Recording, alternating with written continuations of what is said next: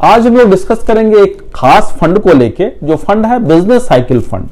Business cycle fund जैसे कि नाम से ही समझ में आता है कि जो अलग अलग सेक्टर्स रोटेशन होती है इकोनॉमी में, उसको कैप्चर करने की कोशिश करते हैं फंड मैनेजमेंट। तो इसी पे आज हम लोग डिस्कस करते हैं कि कितने तरह के बिजनेस साइकिल फंड्स हैं अवेलेबल और क्या उसके कैरेक्टरिस्टिक्स होते हैं। वीडियो को आगे देखने से पहले काइंडली सब्सक्राइब करें। अगर आपने सब्सक्राइब किया हुआ है तो thank you very much. Bell icon भी जरूर दबाएं ताकि तमाम नोटिफिकेशन हर वीक में जो 3-4 वीडियो डाली जाती है नई, उसके बारे में आपको जानकारी मिल सके। Thank you very much. नमस्कार, आज फिर आपके सामने एक नई जानकारी, एक नए तरह के फंड को लेके आया हूं और ये फंड है बिजनेस साइकिल फंड। जैसा कि नाम से ही समझ में आ रहा है कि बिजनेस साइकिल फंड का मतलब ही है कि फंड मैनेजर का व्यू बिजनेस साइकिल को कैप्चर करने का होता है। जैसा कि हम लोग जानते हैं कि स्टॉक मार्केट या इंडियन इकोनॉमी में कई सारे सेक्टर्स होते हैं, मगर मूलभूत तरीके से देखेंगे तो तकरीबन 15-16 मेजर सेक्टर्स हैं और 15 के 16 सेक्टर्स एक साथ सारे के सारे सेक्टर्स नहीं चलते हैं। अलग अलग समय में अलग अलग सेक्टर्स चलते हैं और उस सेक्टर्स को कैप्चर करने की कोशिश फंड मैनेजमेंट की होती है। तो बिजनेस साइकिल फंड में अलग अलग फंड मैनेजर की व्यू थोड़े बहुत अलग हो सकते हैं, मगर मेजॉरिटी व्यू यही होता है कि किस तरह से जो चलने वाली साइकिल है, चलने वाले सेक्टर्स हैं, उसको किस तरह से पकड़ा जाए। और गिवन किसी भी गिवन टाइम में कुछ सेक्टर्स में उनकी कोशिश होती है कि वो इन्वेस्ट करते हैं और उस इन्वेस्टमेंट के जरिए कोशिश करती है कि फंड्स में एक बेहतर रिटर्न जनरेट किया जा सके।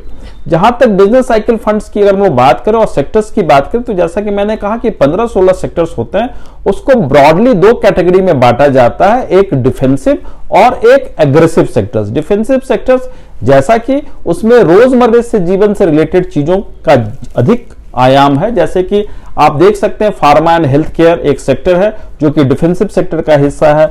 एफएमसीजी का एक मेजर पार्ट है जो कि डिफेंसिव सेक्टर का हिस्सा है। Utilities, telecommunication and certain IT sectors, ये एक डिफेंसिव सेक्टर्स के हिस्से होते हैं।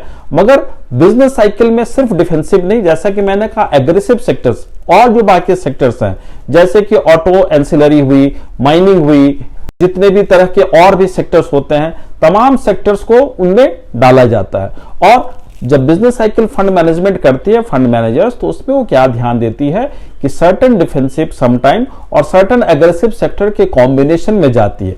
किसी भी गिवन टाइम में अलग अलग फंड मैनेजर अलग अलग व्यू रख सकते हैं, मगर किसी भी गिवन टाइम में सारे के सारे सेक्टर्स में पैसे नहीं डाले जाते हैं, सर्टेन सेक्टर्स में ही पैसा डाला जाता है और उस सेक्टर का रोटेशन धीरे धीरे होता है। जैसे कभी बैंकिंग फाइनेंस सेक्टर्स में एक प्रति अगर फंड मैनेजमेंट का व्यू अच्छा है तो बैंकिंग फाइनेंस सेक्टर्स में ज्यादा एग्रेशन होगा।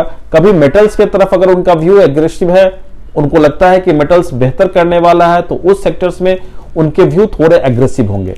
यानी कि कह सकते हैं कि बिजनेस साइकिल फंड इस तरह का फंड है जो कि डाइवर्सिफाइड तो है मगर फुल्ली डाइवर्सिफाइड नहीं है। वो सर्टेन सेक्टर्स में ही उनके इन्वेस्टमेंट किसी भी गिवन टाइम में होते हैं। तो निश्चित रूप से अगर देखा जाए तो जब भी इक्विटी इन्वेस्टमेंट की बात करते हैं और बिजनेस साइकिल फंड की बात करते हैं, तो high risk high return investments है। निश्चित रूप से इसमें अगर रिस्क को हम तुलना करते हैं किसी भी diversified multi cap flexi cap से, तो उससे अधिक है।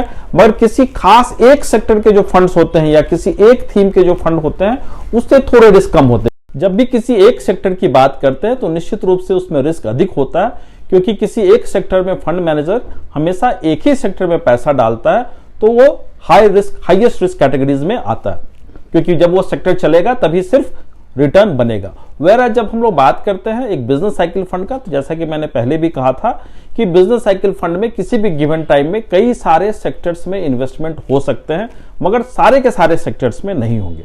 आज के डेट में अगर हम लोग देखें तो बिजनेस साइकिल फंड 3 पुराने फंड्स अवेलेबल है हमारे पास। हम लोग के पास जैसे कि सबसे पहला अगर देखेंगे तो एल&टी बिजनेस साइकिल फंड है, इसके अलावा आईसीआईसीआई बिजनेस साइकिल फंड है और टाटा बिजनेस साइकिल फंड है। तीनों के सेक्टर्स रोटेशन किसी भी गिवन टाइम में अलग अलग हो सकते हैं, तीनों फंड मैनेजमेंट के व्यू अलग अलग हो सकते हैं।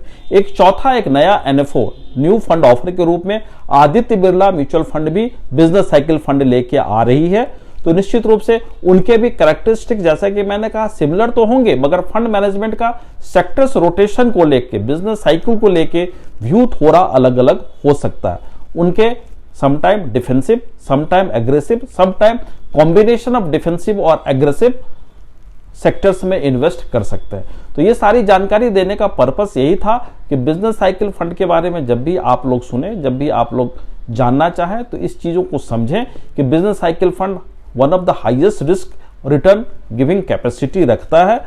इस तरह के फंड्स में अगर आप अपने लिए सुटेबल समझते हैं तो निश्चित रूप से आप इसमें इन्वेस्टमेंट करने को सोच सकते हैं। या तो आप खुद इसका ड्यू डिलिजेंस खुद कर लें, या फिर आप जिस भी प्रोफेशनल के साथ जुड़े हैं उनके साथ बैठ के इससे रिलेटेड रिस्क को अच्छी तरह से समझें और तभी इन्वेस्टमेंट करने की सोचें।